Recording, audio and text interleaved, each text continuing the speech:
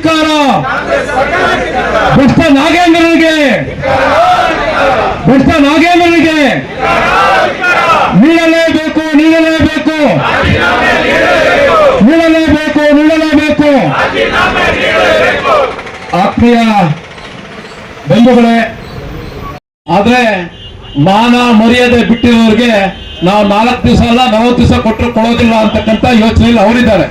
ಆದ್ರೆ ನಾವು ಕೂಡ ಯೋಚನೆ ಮಾಡಿದ್ದೀವಿ, ಎಷ್ಟೇ ದಿವಸ ಆಗಲಿ ಯಾವುದೇ ಆಗಲಿ ರಾಜೀನಾಮೆ ನೀಡುವವರೆಗೂ ನಮ್ಮ ಪ್ರತಿಭಟನೆಯನ್ನು ಕೂಡ ನಾವು ಬಿಡೋದಿಲ್ಲ ಅಂತಕ್ಕಂಥ ದೃಢ ಸಂಕಲ್ಪ ನಮ್ಮ ರಾಜ್ಯಾಧ್ಯಕ್ಷರು ಮತ್ತು ನಮ್ಮ ಪಕ್ಷ ನಿರ್ಣಯ ಮಾಡಿದೆ. ಮಾನಗೆಟ್ಟ ನೀತಿಗೆಟ್ಟ ಈ ಕಾಂಗ್ರೆಸ್ ಸರ್ಕಾರಕ್ಕೆ, ಯಾಕೆಂತಂದ್ರೆ ಅವ್ರು ಬಂದಿರೋದೇ ಮೊದಲಿನಿಂದ ಕೂಡ ಭ್ರಷ್ಟಾಚಾರದಿಂದ, ನೆಹರುವಿಂದ ಹಿಡಿದು ಇಲ್ಲಿವರೆಗೂ ಕೂಡ ಎಲ್ಲರೂ ಕೂಡ ಪ್ರಶ್ನೆ. ಉದಾಹರಣೆಗೆ ಹೇಳಬೇಕು ಅಂತಂದ್ರೆ ಪ್ರಧಾನಮಂತ್ರಿ ಆಗಿದ್ದೇ ಅವರು ಅನೈತಿಕವಾಗಿ. ಆವತ್ತಿನ ಏನು ಕಮಿಟಿ ಇತ್ತು ಅವರೆಲ್ಲರೂ ಕೂಡ ಯೋಚನೆ ಮಾಡಿದ್ದು ಸರ್ದಾರ್ ವಲ್ಲಭಾಯ್ ಪಟೇಲ್ರು ಪ್ರಧಾನಮಂತ್ರಿ ಆಗ್ಬೇಕು ಅಂತ ಕಮಿಟಿಯಲ್ಲಿ ಡಿಸೈಡ್ ಆಗಿತ್ತು. ಆದ್ರೆ ಆವತ್ತೇ ಭ್ರಷ್ಟವನ್ನ ಉಪಯೋಗಿಸಿಕೊಂಡು ಪ್ರಧಾನಮಂತ್ರಿ ಆದಂತ ನೆಹರು ಅವರು. ಆ ರೀತಿಯೆಲ್ಲ ಕಾಂಗ್ರೆಸ್ ಪೂರ್ತಿ ಭ್ರಷ್ಟವಾಗಿದ್ದಾರೆ. ಇವತ್ತು ರಾಜ್ಯ ಸರ್ಕಾರ ನಮಗೆ ಬೇಲ್ ಮೇಲೆ ಜೈಲಿಗೆ ಹೋಗಿ ಬಂದಿರ್ತಕ್ಕಂಥ ಮುಖ್ಯಮಂತ್ರಿ, ಆ ಮುಖ್ಯಮಂತ್ರಿ ಕ್ಯಾಬಿನೆಟ್ ಇರ್ತಕ್ಕಂಥವರು ಸುಮಾರು 50% ಮೇಲೆ ಎಲ್ಲರೂ ಕೂಡ ಭ್ರಷ್ಟರು ಹಾಗೂ ಎಲ್ಲರ ಮೇಲೂ ಕೇಸ್ ಇರ್ತಕ್ಕಂಥದ್ದು. ಇವತ್ತು ಏನು ST ಹಗರಣ ನಡೆದಿದೆ, 185 ಕೋಟಿ ನೇರವಾಗಿ ಬ್ಯಾಂಕ್ ಅಕೌಂಟ್ ಇಂದ ಬ್ಯಾಂಕ್ ಅಕೌಂಟ್ಗೆ ಹೋಗಿರ್ತಕ್ಕಂಥದ್ದು. ಇವತ್ತು ಆವತ್ತಿನ ದಿವಸ ರಾಜೀನಾಮೆ ಕೊಟ್ಟಿದ್ದು ಯಾಕೆ?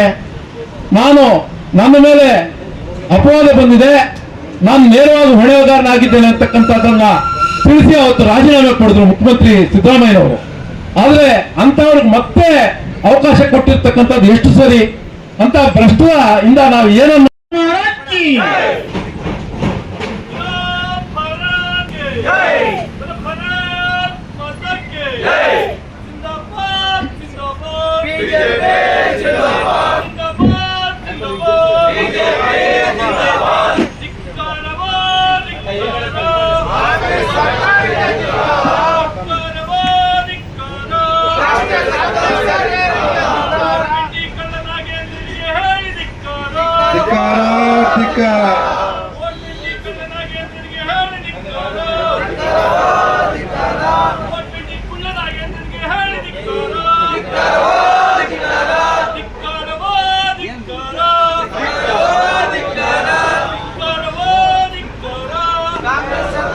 ಧಿಕ್ಕಾರ.